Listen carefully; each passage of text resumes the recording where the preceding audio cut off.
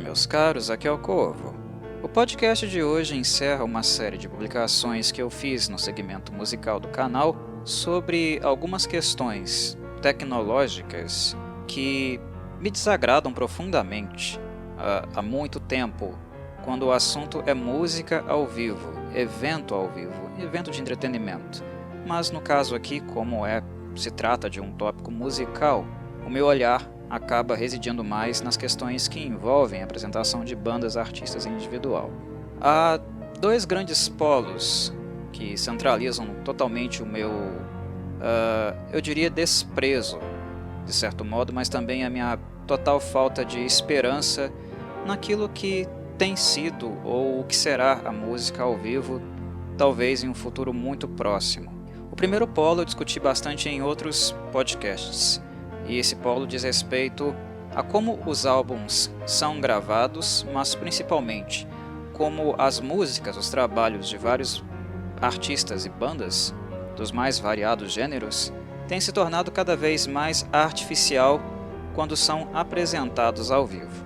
Eu falei em outros podcasts sobre autotune, falei sobre backing tracks, playback, falei sobre o uso de cliques, ou seja, falei sobre uma variedade significativa de artifícios, de tecnologias que têm sido usadas não para aprimorar a arte, torná-la mais excelente, mas na verdade são artifícios tecnológicos que estão sendo utilizados para mascarar as deficiências que os artistas possuem, as bandas possuem, e na verdade esse ciclo tem tornado a indústria do entretenimento, a indústria da música ao vivo, cada vez mais artificial.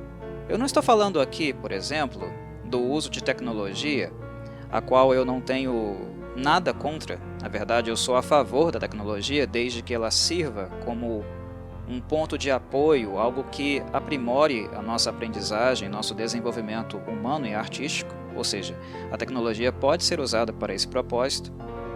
Não é isso que eu estou criticando, obviamente não, mas o meu ponto em si de discordância é no modo como ela tem deixado cada vez mais músicos preguiçosos, distantes de fato de um real estudo, de um real esforço para aprimorar a si e a sua arte.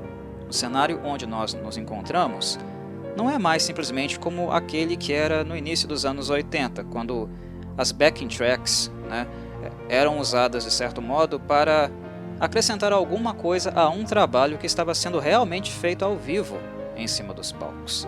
Ou seja, era algo que nós encontrávamos, por exemplo, no som de um violino, ou violoncelo, ou um conjunto de cordas, que originalmente no estúdio a banda teve acesso a outros instrumentistas, outros musicistas, para gravar aquela faixa musicalmente do modo como eles imaginavam, com cordas adicionais.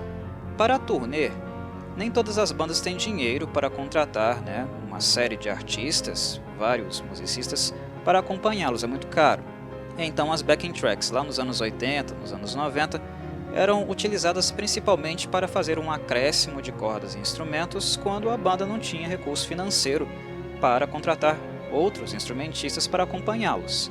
Isso era mais do que aceitável, é compreensível. Mas o baixo, a guitarra, a bateria, os vocais, todos eram apresentados integralmente de forma ao vivo. Não havia uso da tecnologia para mascarar absolutamente nada. O cenário onde nós nos encontramos não é bem esse.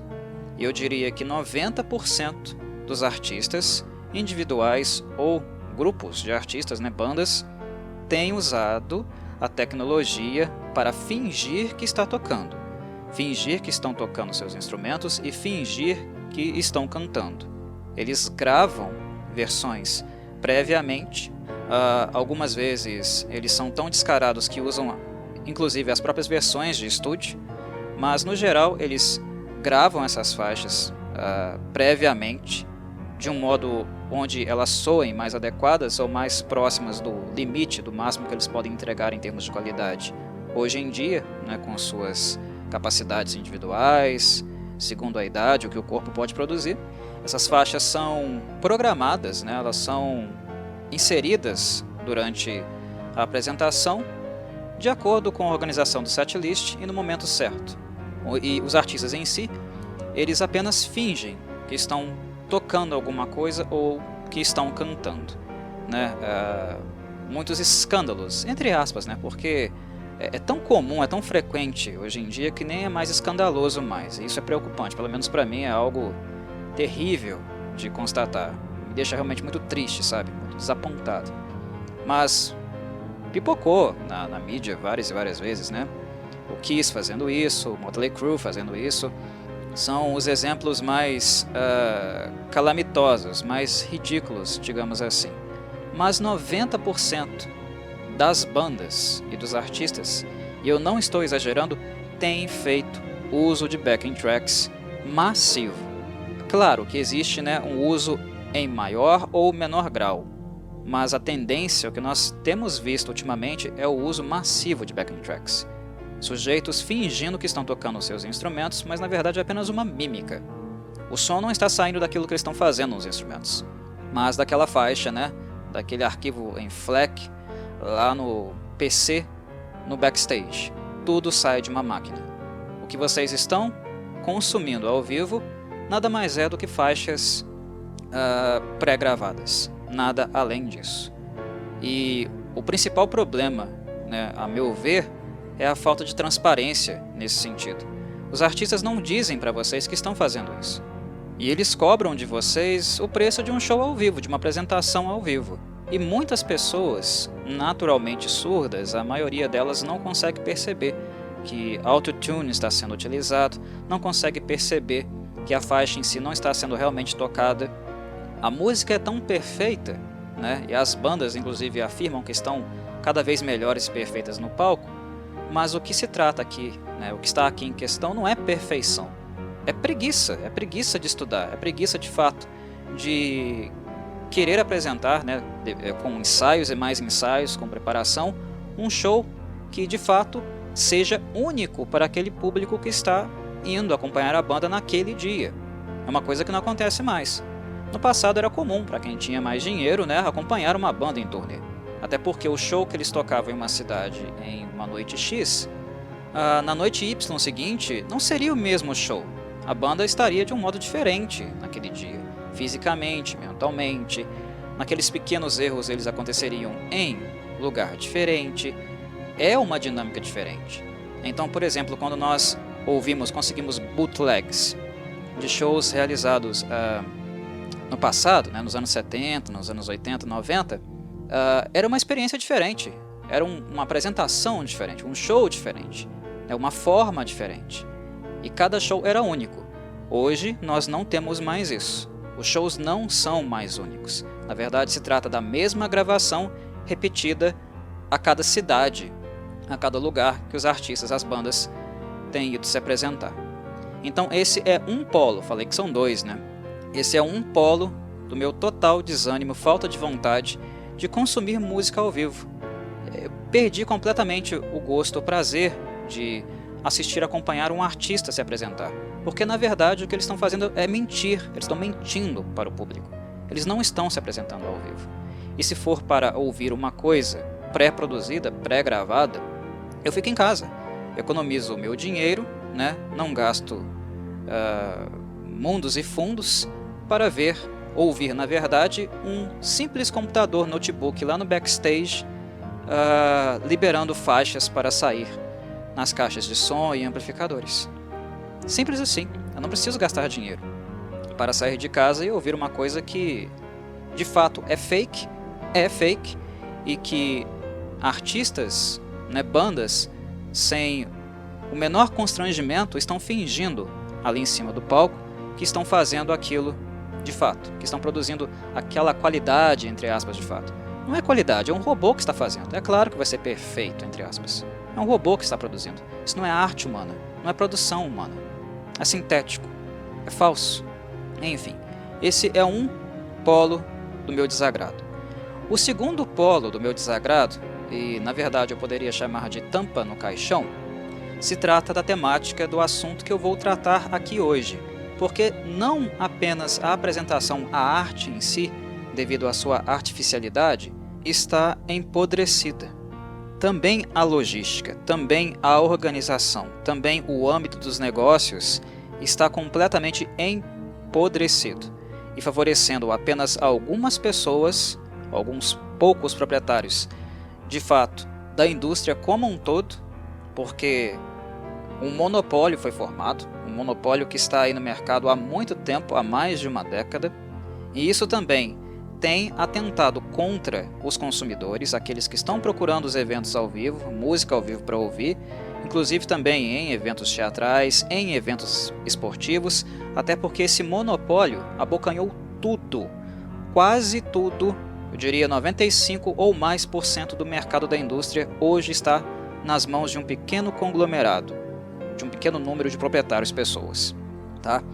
E quando existe monopólio, o que acontece, vocês sabem muito bem, é que o monopolista, aquele que detém todas as posses do mercado, coloca o preço que quiser, cobra o que quiser, nas condições que quiser.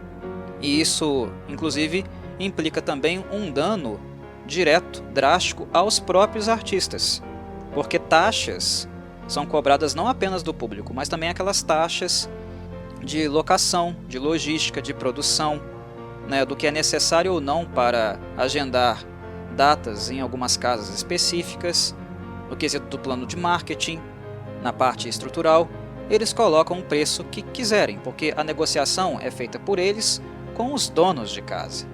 E eles também colocam uma margem de lucro muito alta que eles decidem ganhar, porque não há concorrência.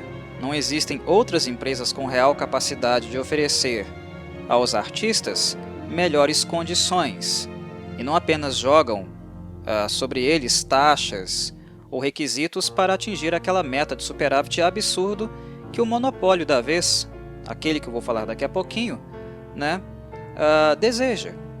Não dá para tocar em boas praças, em praças de fato que possibilitam grande visibilidade hoje em dia, sem passar por duas empresas, que na verdade são uma só, porque elas são parte de um grande conglomerado chamado EAC, Interactive Corporation, que é proprietária de empresas como a Ticketmaster e a Live Nation. No passado, a Ticketmaster e a Live Nation eram duas empresas completamente distintas. Elas não faziam parte de um monopólio, embora a força individual delas, antes dos anos 2010, no caso, era gigantesca também. Porém, a Ticketmaster cresceu absurdamente no mercado. Ela foi se desenvolvendo, ela foi crescendo, e a partir de 2010, com a anuência, né, e aí é necessário apontar o dedo para o grande responsável pelo caos completo que esse monopólio gerou na indústria do entretenimento, e eu falo a indústria do entretenimento levando em consideração música, teatro, eventos esportivos. Um dos grandes responsáveis por isso, né, o órgão que começou com esse caos, deixou que a coisa chegasse a esse ponto por uma completa irresponsabilidade de não brecar, né, a existência de monopólios, foi o Departamento de Justiça dos Estados Unidos. Foram eles que lá em 2010 aprovaram que a Ticketmaster, uma empresa que já era gigantesca, que já havia se envolvido previamente em vários escândalos de corrupção, repasse de ingressos para casas de revendas e cambistas, muitos problemas com justiça, com a lei, a Ticketmaster teve no decorrer dos anos 90 e dos anos 2000. Mesmo com esse passado nebuloso, problemático, o Departamento de Justiça dos Estados Unidos aprovou a fusão entre a Ticketmaster e a empresa que naquela época se chamava Live Nation, que após a fusão mudou o seu nome e hoje chama Live Nation Entertainment. Ou seja, Ticketmaster e Live Nation passaram a ser empresas de um dono só, que nada mais é do que o conglomerado Interactive Corporation. Mas, enfim, como o monopólio de fato, ele se consolida? Muito simples. A Ticketmaster, para quem não sabe, e muita gente não sabe de fato, as pessoas compram ingresso, vão a casa de shows, mas não se preocupam muito com as minúcias, com tudo que está envolvido ali. E claro que deviam se preocupar, vocês não deveriam ser tão alienados assim, até porque todos os órgãos, todas as empresas que estão relacionadas com uma apresentação ao vivo, com um evento de entretenimento, elas têm taxas, elas cobram taxas de serviços. E vocês pouco sabem o que de fato estão pagando, né? E por que o preço final de um programinha que vocês querem fazer é tão caro, tá? Isso inclusive também é um problema que eu vou acentuar aqui, vou grifar, porque a incapacidade do público de saber o mínimo, se interessar pelo mínimo, também é uma das grandes causas desse monopólio, que é a Ticketmaster / Live Nation, fazer o que bem entende, tá? Vocês não se importam em saber o que estão pagando. E como não se importam, essas empresas desse tipo, né, esse monopólio aqui, como outros vários monopólios em outras áreas do mercado em geral, não se importam também, não ligam, né? Não têm o menor interesse de serem transparentes com vocês. Vocês pagam uma porrada de taxas. E eu digo vocês, consumidores, tá? E também os artistas. Vocês pagam muitas taxas. Muitas taxas. E isso também superfatura o preço do programinha, o preço de tocar em uma tal casa X ou Y, de viajar, ir para as grandes praças, porque esse superfaturamento está muito ligado à margem de lucro, superávit que aquela empresa, né, no caso aqui a Ticketmaster / Live Nation, deseja obter naquele ano específico ou naquele evento específico. E é alto, altíssimo, tá? Mas enfim, a alienação é uma parte da questão, uma parte também do que facilita essas empresas a passarem a faca. Eles enfiam a faca em vocês, rodam e vocês pouco se dão conta de que são eles fazendo isso. Mas enfim, para quem não conhece a Ticketmaster, ela é uma empresa muito antiga no mercado. E quando eu falo mercado, é mercado mundial, tá? Porque a partir do momento que eu estou falando sobre monopólio, o monopólio não é só local. O monopólio ele é global, tá? E a Ticketmaster / Live Nation hoje é um monopólio global. Eles atuam em mais de 40 mercados do globo. Mais de 40. O mercado americano, aqui no Brasil, vários pontos da Europa, da Ásia. Enfim, eles controlam todas as praças do entretenimento, basicamente no mundo inteiro. Eles viraram esse titã, esse colosso, e praticamente quase nenhuma outra empresa consegue fazer frente a eles hoje. Porque o poderio, o capital financeiro deles é gigantesco demais, o que permite a eles compras, né, das concorrentes, permite a eles fazer lobby, lawfare, ou seja, ficou muito difícil peitar a Ticketmaster e a Live Nation para que eles deixem de explorar, bater nos consumidores e também nos artistas. Nos últimos anos, principalmente nos últimos 10 anos, foram vários artistas reclamando dos preços abusivos e taxas cobradas pela Live Nation e pela Ticketmaster. Nomes, por exemplo, como gente grande assim do pop, como a Taylor Swift, por exemplo. Isso vocês podem encontrar, tais informações vocês podem encontrar facilmente fazendo uma pesquisa rápida aí no Google. O preço, eles estavam colocando aquilo que eles queriam, em termos de taxas e valor de ingresso.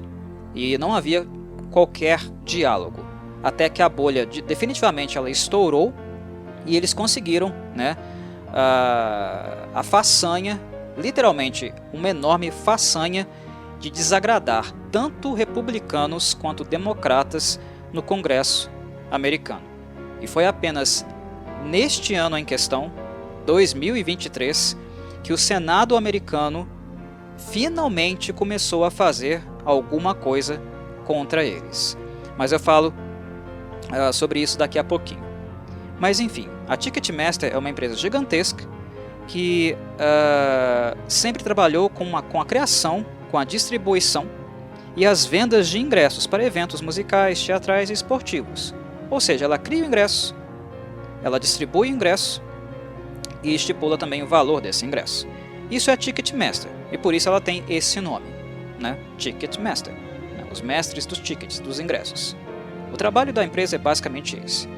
Só que em 2010, o capital financeiro da Interactive Corporation, que possui a Ticketmaster, já estava tão gigantesco que eles começaram a comprar outras empresas que trabalhavam em outros setores estratégicos da indústria do entretenimento.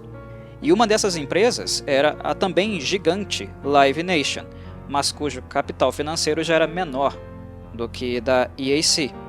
Então eles compraram a Live Nation em 2010 com a anuência do Departamento de Justiça americano. Um grande erro, um fatídico erro, porque a Ticketmaster já era enorme, ela já não dava muita margem para outras empresas de distribuição de ingressos competirem com ela. Agora imagina abocanhando uma outra empresa que não trabalha com ingressos, mas diretamente com a organização, a produção do evento. E é isso, basicamente isso, o que a Live Nation faz. Ela organiza os eventos, cuida da parte estrutural, pragmática, da logística, de cada praça, de cada casa, de tudo o que é necessário para fazer aquele show acontecer, aquele show que as pessoas compraram o ingresso. Ou seja, ela trabalha com a produção, praticamente toda a indústria hoje em dia, e também aquela, né, a empresa no caso, né, o conglomerado, a Interactive Corporation, ela basicamente promove e ela também vende tudo, a maior parte das coisas que hoje acontecem no mercado. Existem outras empresas hoje em dia, né, que trabalham com distribuição de ingressos e produção, existem, mas são empresas muito pequenas, né, trabalham com festivais mais independentes, né, ou eventos mais independentes muito pequenininhos, e não daquele bolo de capital gigantesco que circula realmente na indústria do entretenimento. O bolo maior, essas empresas menores, nem vê a cara disso. E quando elas crescem um pouquinho, para começar a ver, o capital financeiro do grande monopólio, né, que é a Ticketmaster / Live Nation, é tão grande que vai lá e traga essas empresas. E foi exatamente isso, foi essa linha histórica que nós acompanhamos, que nós vimos acontecer. Vamos fazer esse caminho? Bem, então a Ticketmaster comprou a Live Nation. Então ela distribui ingresso e ela também produz os shows, né? Pegou todo o portfólio que a Live Nation possuía. Tudo para ela. Só que não parou por aí. Em 2015, né, com o aumento absurdo do lucro da empresa, né, que agora não lucrava só com ingresso, mas também com produção, com cobrança de taxas do público e dos artistas para se apresentar, né, acordos sendo feitos com os donos de casa, né, casa de shows, estádios, né, praças tradicionais do mundo da música. Em 2015, não obstante, a Ticketmaster foi atrás de uma outra empresa que era forte, bastante consagrada também, consolidada no mercado, que foi a Frontgate Tickets. O que era a Frontgate Tickets? Ela era uma empresa muito forte também na distribuição, na criação e distribuição de ingressos, mas cujo olhar, o enfoque dela estava mais voltado para festivais e não eventos em individual. E na agenda, entre os clientes da Frontgate Tickets, estavam festivais grandes, populares, como por exemplo o Lollapalooza. Ou seja, a Ticketmaster, cheia da grana, foi lá e comprou a empresa. E não apenas agora eventos individuais, né, específicos. Agora a Ticketmaster também tinha no seu portfólio, contava, né, sob seu poder, festivais tão tradicionais que lotam de público, que tem, né, uma divulgação, uma amplitude global muito populares, como por exemplo o Lollapalooza. A empresa estava abocanhando tudo o que era possível abocanhar, para apenas ela ditar as regras de tudo o que acontecia no mercado do entretenimento e dos preços cobrados para todos os tipos de procedimentos que são feitos dentro desse mercado, desde a cobrança direta do valor do ingresso até mesmo nas taxas para apenas você chegar e entrar numa casa e consumir, como também aquelas logísticas cobradas dos artistas. Estava abocanhando tudo, agora inclusive dentro dos festivais. Mas não parou por aí, calma, tem mais. Quando a gente fala de ingresso, quando a gente fala de distribuição, uma coisa que a tecnologia facilitou bastante a nossa vida foi com a venda de ingressos, né, o mercado se ampliando, entrando no domínio digital. No passado era dose, quando uma banda uma banda internacional, por exemplo, vinha se apresentar no seu país, mas ela só ia em uma capital distante, bem longe do seu estado. Como que você ia, né, assistir esse show? O que você tinha que fazer para isso? Obviamente você tinha que viajar, né, ou viajar com antecedência, ou encomendar, pedir alguém para comprar o ingresso para você e depois, né, ir lá acompanhar o show e tal. Ingressos digitais, venda digital de ingressos não existia no passado. Então você tinha que ficar torcendo muito para aquela banda passar pela sua cidade. E quem morava no interior, em cidades menores, obrigatoriamente tinha que viajar com antecedência para dar a sorte de comprar um ingresso lá na boca do caixa. Não tinha outro jeito. Nesse sentido, a tecnologia ela ajudou bastante. Ela tornou possível que pessoas pudessem comprar seus ingressos, né, a distâncias de qualquer tipo, conseguir obter os seus ingressos. A Ticketmaster também acompanhou esse movimento, né, essa entrada tecnológica, né, digital no processo de vendas. Só que não foi a Ticketmaster que criou isso. Houve outras empresas, elas se envolveram e desenvolveram esse potencial de vendas e toda essa organização, né, todo o arcabouço tecnológico necessário para colocar essa questão, né, esse modelo de venda em prática. A Ticketmaster não foi uma pioneira nesse sentido, mas como ela não era, mas agora tinha muito dinheiro, ela podia comprar empresas que desenvolveram, né, um nível de extrema qualidade fazendo isso, criando, distribuindo e vendendo ingressos, mas não fisicamente apenas, também digitalmente. E uma dessas empresas era a Upgrade, mas que também foi comprada em 2018. Por quem? Sim, pelo conglomerado Interactive Corporation, pela Ticketmaster / Live Nation.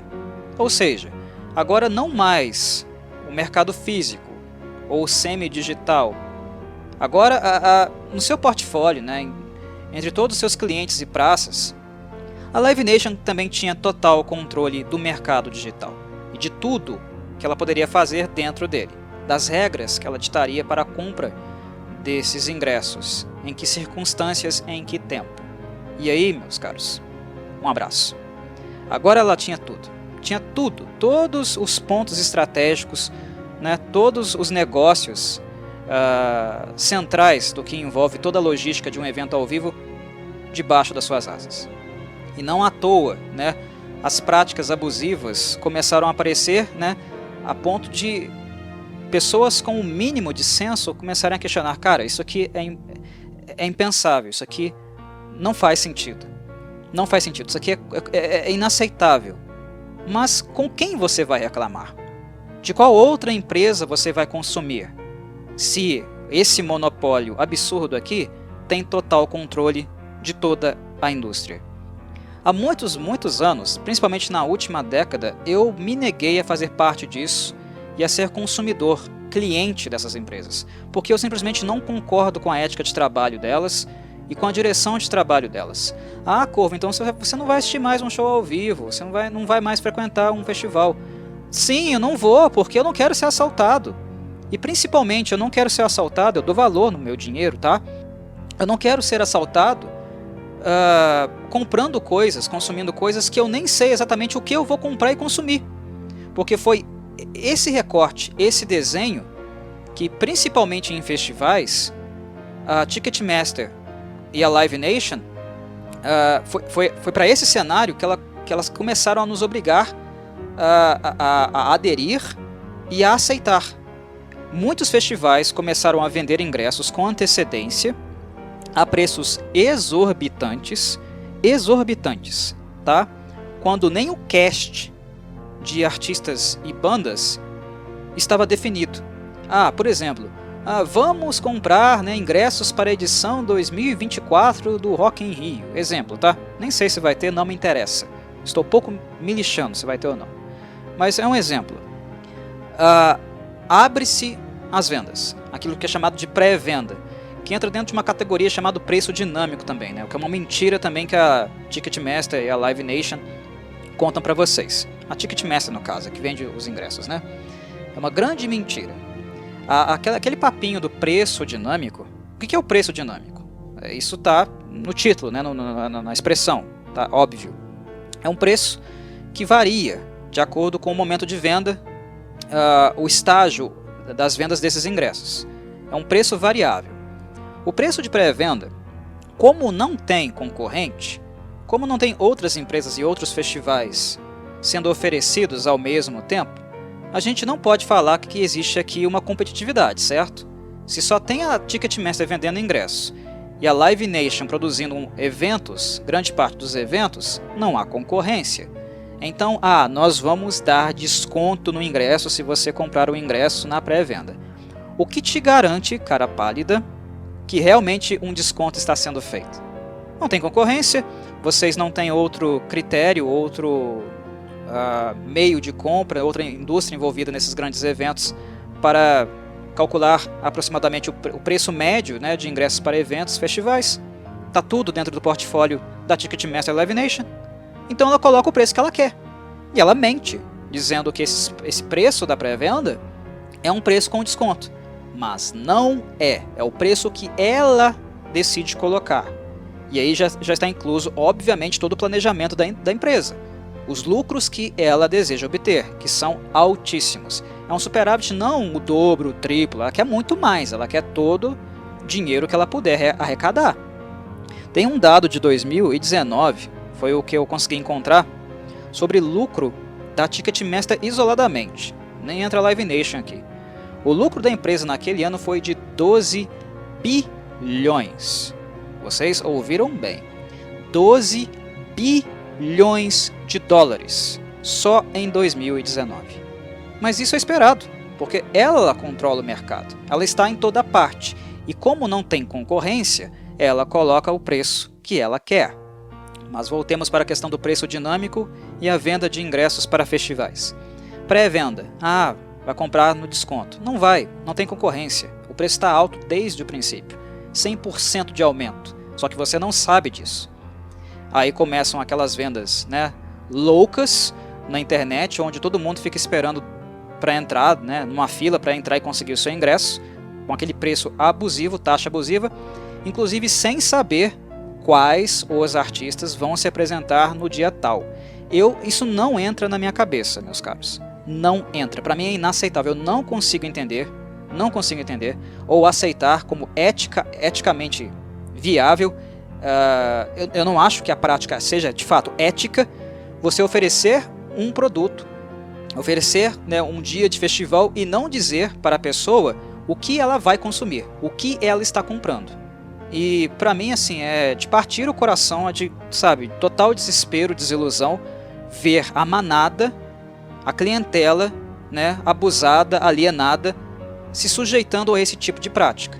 Como também é desesperador, sabe, é completamente lamentável, deprimente, não ver órgãos, sabe, órgãos públicos que dizem respeito ao interesse do consumidor, que defendem o interesse do consumidor, não batendo de frente com essas empresas. Como assim você oferece um preço absurdo para uma coisa que a pessoa nem sabe que está comprando? Mas é legal, é cool, eu vou no Rock in Rio. Só de estar lá eu vou estar, né, na crista da onda, no meu momento. Isso também é culpa. Em parte é culpa da alienação do público. É massa de manobra. Mas ao mesmo tempo é impossível também não chamar a atenção dos órgãos de interesse do consumidor, que não questionam essas práticas. E essas práticas feitas por uma organização, por um conglomerado que está mais do que claro há muitos anos, desde 2010, que se tornou um monopólio, que coloca o preço do evento no, né, patamar que ela bem entende. Não tem concorrência. Se não tem concorrência, você coloca o preço que você bem entende. Deixa o mercado se autorregular, aí o resultado. O preço é esse, você paga ou não paga.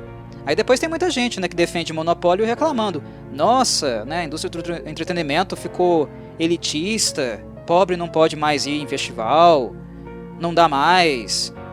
A culpa é de vocês. É de vocês que defenderam o monopólio, que não fizeram pressão nos governantes dos legisladores para impedir, barrar coisas como essa. Os americanos estão chorando, né? Há mais ou menos uns 5 anos, pressionando o Congresso, o Senado americano para fazer alguma coisa. E finalmente, nesse ano de 2023, eles começaram a fazer. Mas lá, em 2010, todo mundo bateu palma, né? Quando o Departamento de Justiça americano permitiu que a Ticketmaster e a Live Nation fossem fundidas, né? Monopólio, que beleza! Tá aí o resultado. Quando você deixa, entre aspas, o mercado se autorregular, as pessoas têm que colocar na cabeça que o mercado não é uma entidade invisível, cujas forças se manifestam nos países, né, nas praças, no planeta como um todo. Não é uma força invisível, uma divindade, uma fada ou um demônio.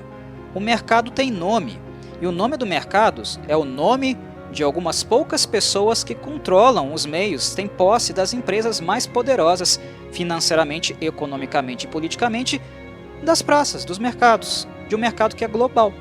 O mercado, né, é igual a um pequeno número de pessoas, os bilionários. São eles que ditam as regras.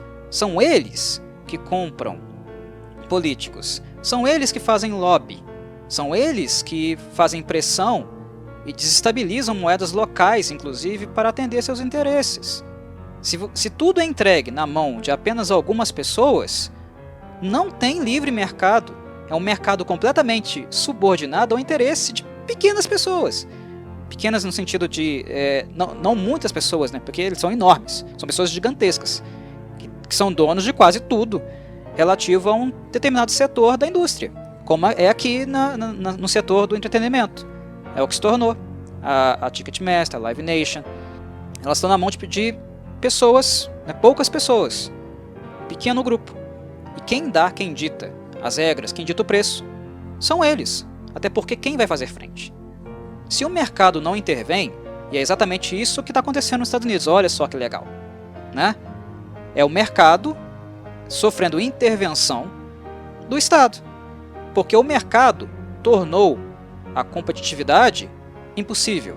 O mercado, por práticas absurdas, e mercado, leia-se, donos, proprietários da Interactive Corporation, eles tornaram a vida, né, o consumo, a exploração dos consumidores e dos artistas algo completamente absurdo, ninguém está dando conta mais. Muitos artistas estão se aposentando porque não conseguem mais manter seus trabalhos, seus empregos. Eles precisam de 2 empregos para poder pagar, para poder mantê-los como músicos, trabalhando, né, no terceiro emprego, que seria o emprego de músico. O preço das casas, de toda a logística, para você montar um show, se apresentar, em casas pequenas, tá? A gente não está falando aqui de Madison Square Garden, né, de Budokan. A gente está falando de casas pequenas. Toda a logística envolvida, é impossível você arcar com isso financeiramente e ainda tirar alguma coisa para você poder se manter, viver. A maioria dos artistas, muitos deles, estavam precisando trabalhar em 2 empregos. Um emprego para eles poderem existir e pagar suas contas, sabe? Alimentação, água, luz, aluguel. E para sobrar alguma coisa também para investir na carreira musical deles. 2 empregos.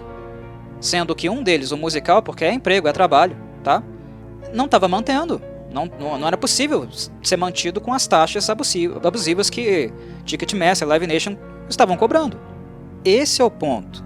Em exemplos como esse, que nós vemos porque os monopólios são prejudiciais. Qualquer monopólio, Ticketmaster, Live Nation, o monopólio da Disney, o monopólio da Microsoft, qualquer monopólio, eles são prejudiciais para o consumidor e também para aqueles que trabalham dentro da indústria. Porque tem muita gente que acha, nossa, estou trabalhando para a Ticketmaster, estou trabalhando para a Disney, estou trabalhando para a Microsoft. Mas na medida que eles são um monopólio, que eles são as únicas, né, empresas que controlam todo o mercado, isso também explode, meu caro, no trabalhador. Eles vão ditar também o quanto vão pagar a você, o quanto de tempo você vai ter que trabalhar para eles para fazer X. Você não vai ter outras empresas para te oferecer condições e salários melhores. Eles são um monopólio, eles controlam tudo, então eles ditam as regras. E quem tem que intervir? Quem precisa intervir? Não é o mercado, né, esse ser supostamente invisível na cabeça de muitos, como eu disse, não é, que vai intervir? Claro que não, eles não vão atentar contra eles mesmos. É o Estado que tem que intervir. E é exatamente isso que nós estamos vendo, né, acontecer nos Estados Unidos. Há poucas semanas uma intervenção foi feita. Eles conseguiram a proeza, a Ticketmaster / Live Nation conseguiram a proeza de colocar numa mesma mesa republicanos e democratas contra eles. Vocês conseguem perceber o tamanho do buraco? Vocês conseguem se tocar do quanto as práticas abusivas, exploratórias da Ticketmaster / Live Nation, onde elas chegaram, a ponto de, sabe, incomodar todo o Congresso americano, republicanos e democratas? Quais foram as acusações que foram feitas contra eles? Quando o Congresso colocou eles contra a parede, o que eles alegaram? O que eles acusaram a Ticketmaster / Live Nation de fazer? Práticas monopolistas, políticas abusivas, custos dos ingressos altíssimos, a falta de transparência, inclusive, com as taxas cobradas para consumidores e artistas, um modelo de defesa fraco, sabe, digital, pela internet, que não impedia, né, a manifestação, o trabalho de bots, como também, por fim, a insensibilidade com os artistas, que muitos, pequenos e grandes, tá, artistas gigantescos da indústria, têm reclamado com eles, pedido mudanças há anos e nada tem acontecido. Uma pequena mudança foi feita pela Ticketmaster / Live Nation em 2022, quando a Ticketmaster afirmou que passaria a adotar uma variação dinâmica também nos preços, segundo a demanda dos shows, porque nem isso eles faziam. Era show pequeno ou show grande, eles colocavam o preço que eles queriam, as taxas que eles queriam, o valor que eles queriam. Eles nem seguiam demanda. Claro que shows mais, né, divulgados, de artistas maiores, vai ter uma adesão, uma compra, uma procura maior, vai gerar mais valores. Mas shows pequenos não geram muita grana. Mas as condições, né, o lucro pré-determinado que a empresa estabelecia para os artistas, a Live Nation, por exemplo, ó, nós vamos trabalhar com vocês, vamos organizar seu show, vamos levar vocês para casa tal. Mas desde já, esse montante aqui eu quero para mim, essa porcentagem alta aqui. Antes mesmo de vender ingresso, tá, de saber o quanto seria arrecadado. Essas taxas eles estipulavam, eles colocavam sobre a mesa, quer? Se você quer, você toca. Se você não quer, abraço, beijo. Você não vai excursionar, você não vai fazer turnê. Inclusive, essas taxas, né, essa busca por lucro por parte da Live Nation começou a afetar ainda mais os artistas, os músicos, inclusive na venda de merchan. Isso é uma coisa que sempre aconteceu na indústria musical, tá? Tem muita gente que não sabe disso, mas os organizadores, as empresas que promovem o show, na cabeça delas elas pensam como? Ah, sou eu que estou conversando com o dono da casa, montando o negócio, produzindo o ambiente, o espaço. Eu estou divulgando. Que já está errado, tá? Porque você paga eles para fazer isso. É o trabalho deles, eles não estão fazendo favor nenhum. Né? Mas na cabeça safada deles, eles acham que estão fazendo. Enfim. Mas na cabeça deles, estamos dando um espaço para vocês. Aqui vocês vão ter, né, possibilidade de também vender os seus produtos. Mas claro, se foi eu que produzi, se foi eu que dei essa visibilidade, é claro que eu vou querer também abocanhar parte das suas vendas. Parte do seu merchan.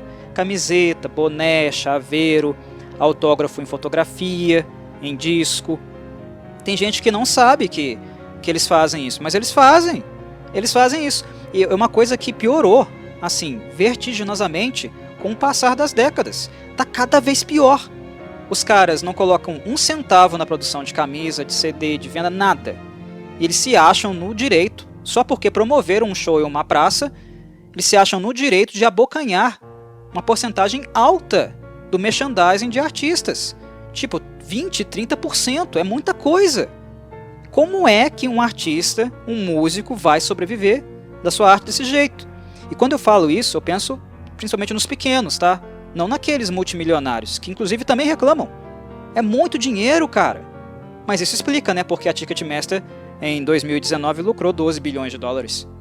Eles abocanham, tiram dinheiro de tudo que vocês imaginarem. Tudo. E principalmente, né, o principal ponto de crítica em relação a eles, a falta de transparência. Porque tem isso também. Agora, olhando principalmente para o consumidor, vocês não sabem a razão de estarem pagando por ingressos tão caros.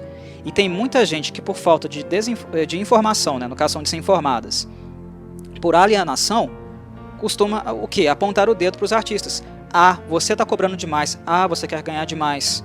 Ah, você elitizou o seu show. Tem muita gente que faz isso. O ingresso está caro, não consegue ir, aponta o dedo para o músico, aponta o dedo para o artista. Mas não é culpa dele. Aí que está a questão. O valor total do seu ingresso não está contido ali apenas o preço que o artista cobrou. A maior parte daquele valor, na verdade, se você for destrinchá-lo, né, e é isso que o Senado americano em 2023 está pedindo, se você for destrinchá-lo, você vai perceber que o maior valor do seu ingresso não é o valor que o artista pediu para tocar e se apresentar para você. São as taxas. São as taxas aplicadas pela Ticketmaster e pela Live Nation, cobradas tanto do público, consumidor, como também dos artistas. São 3 tipos de taxas, basicamente, que a Ticketmaster aplica ao seu negócio, Ticketmaster e Live Nation. Tem a taxa de instalação, que é uma taxa adicional cobrada, né, pela instalação no local onde o show vai ocorrer. Os artistas têm que lidar com esse tipo de taxa. Isso faz parte, sabe, do preço total que é acordado ali na hora de dividir os lucros. Isso entra, sabe, na calculadora, isso é descontado. Ou seja, você quer tocar nesse local aqui? O preço é X. Tem essa taxa de instalação aqui. O dono da casa, do lugar, daquele palco, daquele, né, centro ali artístico, ele dá um preço para o show ser instalado lá. E a Ticketmaster, a Live Nation, no caso, também vai colocar a taxa dela para poder fazer a operação toda ali dentro. Tem uma taxa de instalação ali. Então, nesse caso, inclusive, são 2 pessoas enfiando a faca. O dono da casa, do centro, e também quem produz, né, o show. Que como não tem concorrência, só tem ela na praça para fazer, ela coloca o preço que quer. Então a taxa vai lá em cima. E isso vai explodir depois também no preço do ingresso. Lembrem-se disso. Vai, né, cair lá, chegar lá. Mas enfim. A segunda taxa é a taxa de entrega. Essa taxa de entrega ela é única e exclusivamente uma taxa que a Ticketmaster coloca na distribuição dos ingressos, físicos ou digitais. E tem muita gente que acha que comprar ingresso digital é mais barato, tem desconto, né, porque não imprime papel. Como é que vocês vão falar isso? Como é que vocês vão me afirmar isso se a empresa nunca teve transparência? Ah, ingresso digital é mais caro? Me prova. Como é que é mais caro? Como é que o ingresso digital é mais barato? Perdão. Você está me afirmando que o ingresso digital é mais barato? Me prova. Onde eu vejo isso? Onde eu consulto isso? Como é que eu sei o que eu estou pagando exatamente quando eu faço a compra de um ingresso digital? Tem transparência? Não, não tem. Desde 2010 não existe transparência. O que sai para você é o preço final. O preço final que envolve o preço que o artista cobra pelo show, que ele espera ganhar, mais todas as taxas que a Ticketmaster mais a Live Nation colocam para a operação. Você não sabe quanto está pagando. Isso é justo? Onde estão, né, os órgãos que trabalham, que pensam no direito do consumidor? A bomba explodiu lá nos Estados Unidos. Mas eles estão mexendo os pauzinhos lá para mais transparência das empresas porque ficou insustentável. Tá todo mundo reclamando. Enquanto era só o consumidor reclamando, ninguém movia um pauzinho, né? Mas agora que tem um monte de artista reclamando, colocando a boca no trombone nas redes sociais, agora sim, agora o Senado começou a escutar, né? Engraçado, né? Mas não pensem que aquilo que é feito dentro dos Estados Unidos vai se aplicar, vai ser corrigido, né? Ou se instalar automaticamente nas outras 45 praças, né? Países onde a Ticketmaster e a Live Nation têm domínio, não. Para isso mudar, pressão precisa ser feita no Congresso de cada país, tá? Porque lá estão exigindo mais transparência agora. E é uma transparência que nem entrou em prática ainda. Está em trâmite, tá? Está sendo discutida, estão sendo pressionados no Congresso. Inclusive, tendo que confessar a culpa, a mão suja deles no crime. Mas enfim, taxa de entrega. Você que compra aí digital, não pense que você está pagando mais barato e sem uma taxa, porque um papel não está sendo impresso ou um funcionário, né, não está sendo pago para imprimir esse papel para você. Você não sabe disso, porque nunca você foi informado disso. Essa taxa nunca apareceu para você, nunca foi transparente para você. Mas enfim, tem a última taxa também, que é a taxa de serviço. Essa taxa ela é calculada com base no acordo com o artista. Tá? Essa taxa entra no acordo com o artista, o quanto o artista quer ganhar e qual a margem de lucro também a Ticketmaster e a Live Nation desejam no montante final. Não é um lucro que eles esperam. Vamos deixar o show rolar, vamos deixar o evento rolar e o que for de lucro a gente divide depois. Não, eles estipulam lucro. Nós queremos no mínimo isso aqui. Se passar disso aqui, ótimo, maravilha. Mas se não chegar nisso aqui, você vai ter que compor de algum modo, tá? A gente vai abocanhar, sei lá, um pouquinho do seu merchan. Esse papo, sabe? Esse nível de conversa que eu estou entrando aqui. Olha o absurdo disso. A taxa de serviço diz respeito, né, ao cálculo, é uma taxa que é calculada com base no acordo com os artistas e também envolve um pouquinho de processamento do pedido. Enfim, são 3 grandes taxas. Possivelmente existem outras que a gente nem sabe que existe. Mas as 3 principais são taxa de instalação, taxa de entrega e taxa de serviços. Isso cai, isso explode no valor final daquele preço superfaturado que você paga para ir assistir o seu artista músico favorito. O show está caro? Está, mas não por causa do artista somente. E também não é somente por causa, né, da diferença do valor da moeda de um país para o outro. Uma coisa que eu preciso contar para vocês não podem esquecer, é que um artista, ele não fica variando o seu preço de acordo com o país que ele vai, não, tá? O preço dele é X. O que ele espera ganhar com o show dele, com a apresentação dele é X. É um valor que ele busca. E claro, um valor que ele calcula, que ele imagina dentro da realidade dele. Se ele é um artista de grande publicidade, né, que está sob os holofotes, ele pode ganhar um pouco mais, ele pode pedir um pouco mais, ele tem o luxo de pedir isso.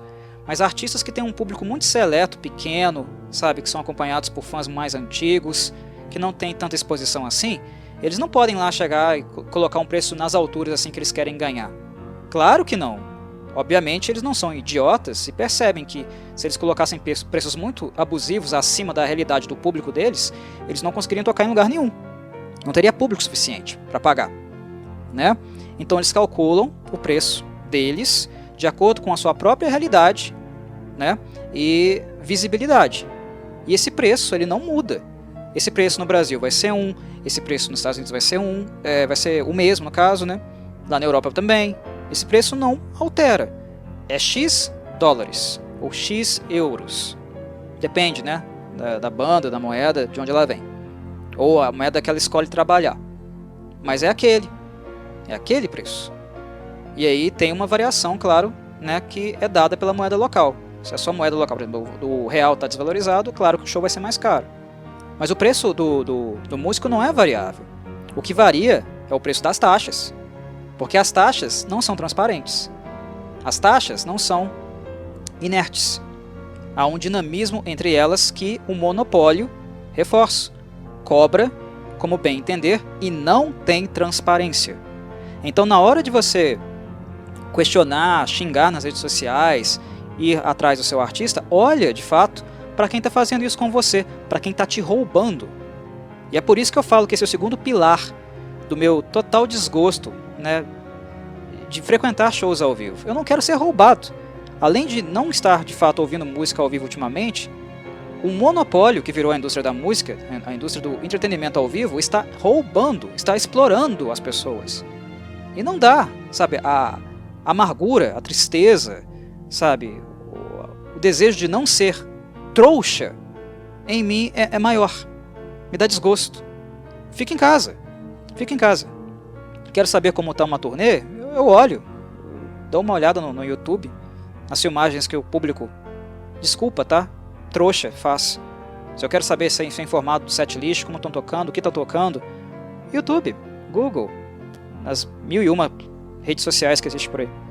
Não, eu não vou mais em show.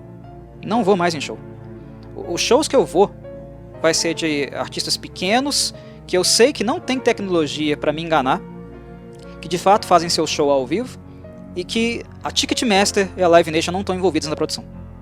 Porque aí eu sei que eu vou estar pagando um preço justo, ajudando, né, com o meu custo, com o meu comparecimento, um artista que realmente o dinheiro está indo só para ele, tá? Ou a maior parte para ele, e não para terceiros. Então eu estou ajudando o artista e não quem já é barão, né, tubarão da indústria, o monopólio da indústria, deixando cada vez mais rico, gente que nem produz a arte. Esse tipo de show, de acontecimento, aí sim eu vou. Porque eu vou estar ajudando de fato o artista. E sem o artista, por causa dessas empresas, né, eles não vão estar me roubando. É só nessa situação. Show internacional, gente grande, esquece. Eu não saio mais de casa. Eu perdi o prazer em coisas assim. Dificilmente eu vou fazer isso. Sem falar que, né, tem mais podre que eu poderia contar para vocês. Muito mais podre. E eu vou fechar esse podcast justamente com o mais grave de todos. É um podre para vocês entenderem de fato como vocês que sustentam e defendem esse modelo de negócios, esse mercado, esse monopólio, para vocês entenderem como vocês são trouxas, bestas, idiotas.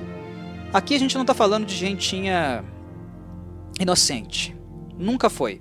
E a Ticketmaster nunca foi inocente de nada em relação a práticas de mercado abusivas, exploratórias, desonestas, bem antes de ser monopólio, tá? Bem antes de 2010, ela já estava envolvida em práticas tenebrosas. E uma coisa que vocês possivelmente não sabem, e que já foram vítimas, né, sendo consumidores já foram vítimas em algum momento, é de uma coisa chamada repasse de ingresso. Tem muita gente que acha que ao entrar no site e ficar aguardando na fila a chance de poder fazer a compra daquele ingresso tão desejado e esperado para ir num festival, tem muita gente que acha que a dificuldade de comprar o ingresso é por causa que o artista está em alta ou que a demanda, a procura é muito gigantesca. Ah, cordeirinhos. Ah, ingênuos. Vou contar um segredinho para vocês. Na verdade, nem é mais segredinho de fato, tá? Porque a Billboard, foi a Billboard que revelou isso, tá? Lá em 2019. E essa denúncia já tinha sido feita no início dos anos 2000 em relação à Ticketmaster, tá? Então não é segredo mais, é segredo só para quem não se informa, para quem é alienado, besta e ovelha servil dessa gente. Em 2019, a Billboard revelou que a Live Nation ela estava repassando ingressos, repassando lotes de ingressos diretamente para sites de revenda. O que isso significa, meus caros? Que você, trouxa, que está aí, torando, tentando de tudo quanto é jeito comprar aquele ingresso na pré-venda, que não tem desconto absolutamente nenhum, porque quando abrir a venda geral, a faca só vai entrar mais fundo, tá? 100% de lucro vai virar 200% de lucro. Quando abre para venda geral e não pré-venda, né, ou venda física, eles só jogam um preço que já estava alto lá nas alturas, nas nuvens, tá? Não é descontinho não. Mas enfim, aquela dificuldade inteira toda, né, de comprar o ingresso, não é porque a procura, a demanda, né, tá muito alta, não necessariamente, porque a empresa, a Billboard publicou isso, tá? Ela fez uma pesquisa, outras redações, outros órgãos fizeram também, ela fez uma pesquisa e divulgou que a Live Nation estava vendendo lotes de ingressos para sites de revenda. O que isso significa? Que a empresa estava colocando os ingressos, grande parte dos ingressos, nas mãos dos campistas, diretamente. Ou seja, o ingresso que estava faltando para comprar e você não conseguia não é porque estava difícil, é porque a grande parte dos ingressos já estava na mão dos cambistas, dos sites de revenda. E por que a Live Nation ou a Ticketmaster faz isso? Por que eles passam os ingressos para os cambistas? Alguém pode parar e pensar, nossa, não faz sentido. Claro que faz, bobinhos. Porque só tem eles no mercado. Só tem eles, enquanto monopólio, só eles estão no mercado. E o lucro absurdo que eles fazem não é suficiente. Quando eles passam ingressos para cambistas, eles conseguem, né, claro, obviamente, um lucro grande de antemão. E depois, quando os cambistas começam a vender esses ingressos no valor que eles quiserem, porque eles vão superfaturar, obviamente, a empresa, sem que o mercado, os órgãos de regulação, a justiça saiba, pode abocanhar parte desse lucro a mais também, certo? Parte desse roubo a mais também, dessa extorsão a mais também, certo? Passar lotes de ingressos para sites de revenda antes mesmo, né, de saciar um desejo público, uma demanda pública, é algo desonesto, é algo antiético, né? Inaceitável e criminoso. Aí eu pergunto, onde estão os órgãos de justiça para punir empresas como essa? É monopólio, tem muito dinheiro.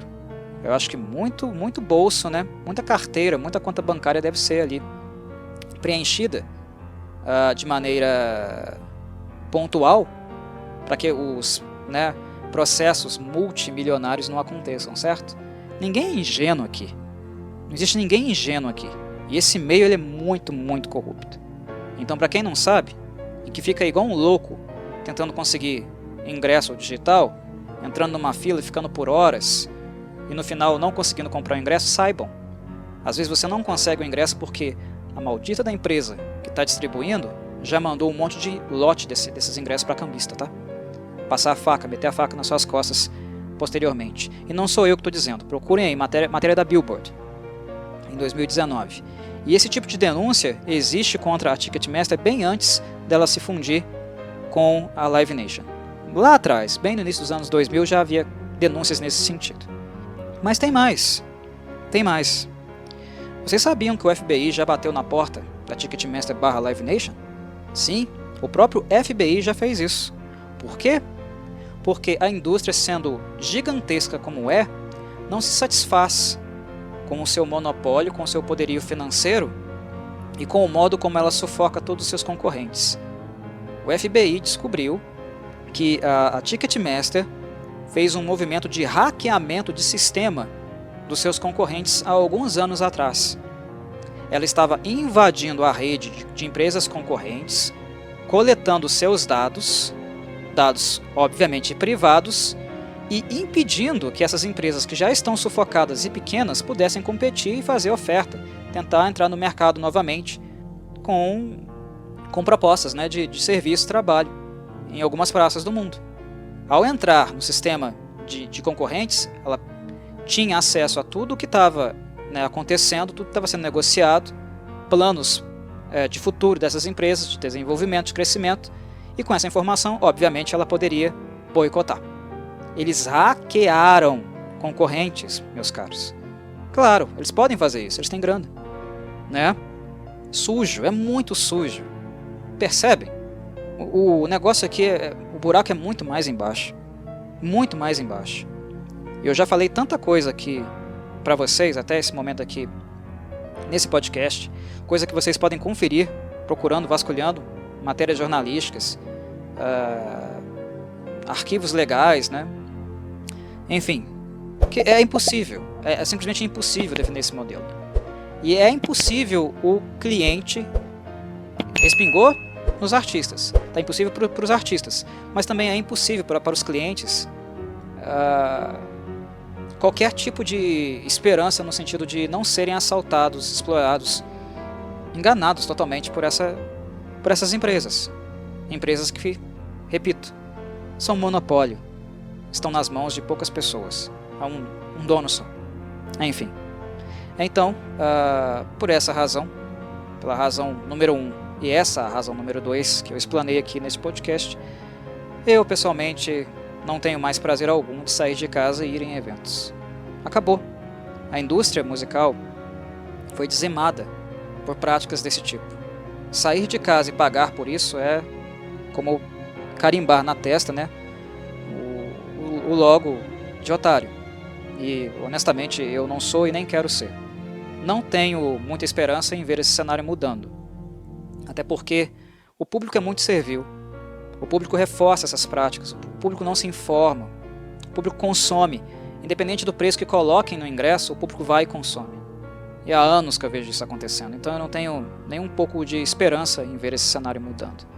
Mas ainda assim, falar sobre essas questões, trazê-las para o canal, para o meu segmento musical aqui, onde falo não apenas sobre música, mas sobre indústria musical também, era um podcast que eu tinha que fazer, extremamente necessário e que eu não poderia deixar de fora. Agora, de fato, eu sinto que o meu papel, pelo menos de crítico, alguém que fala sobre isso e se preocupa com isso, informa sobre isso, está cumprido. Está cumprido desde o que diz respeito à música artificial, como também o âmbito dos negócios, o quanto ele é sujo, desleal e muito pouco transparente com todos os consumidores e artistas. Ok? Isso é tudo, espero que tenha sido proveitoso para algumas pessoas, serão poucas eu sei, mas enfim, isso não tira a necessidade de falar sobre isso e expor essas coisas, colocá-las de fato em questão. Obrigado àqueles que ouviram, um abraço a todos e saudações corvides.